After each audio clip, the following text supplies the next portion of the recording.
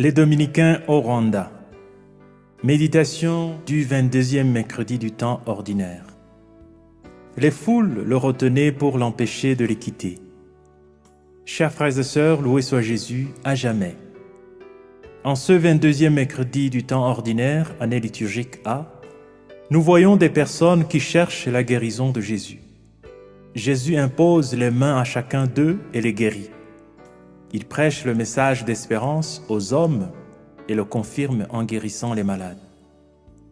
Il est intéressant de voir comment les gens ont répondu à la bonne nouvelle qui leur a été annoncée. Certains ont essayé d'empêcher Jésus de les quitter. D'autres partiront sans le remercier, comme les 9 lépreux qui ont été purifiés et sont partis. D'autres seront reconnaissants, comme le Samaritain lépreux qui fut guéri. Dans l'évangile d'aujourd'hui, il y a une belle et inspirante réponse à la bonne nouvelle, la belle-mère de Simon. Dès que Jésus menaça la fièvre la quitta. Elle se leva aussitôt et les servait. C'était sa façon de répondre à la bonne nouvelle. Jésus lui-même eut une attitude similaire. Après la guérison de la belle-mère de Simon, il refusa de rester à Capharnaüm et partit pour servir d'autres villes.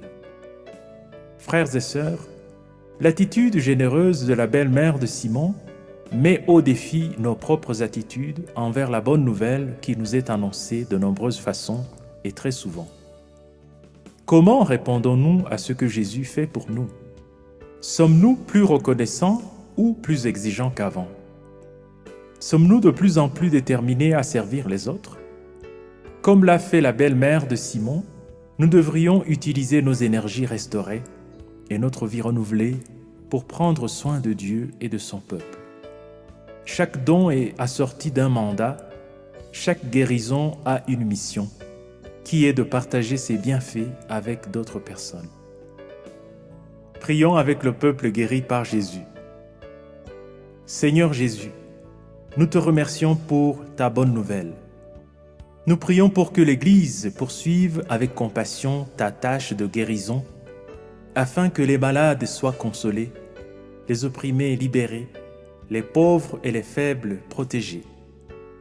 Nous prions aussi pour que les chrétiens apprennent davantage à se guérir les uns les autres en se pardonnant mutuellement, car tu vis et règnes pour les siècles des siècles.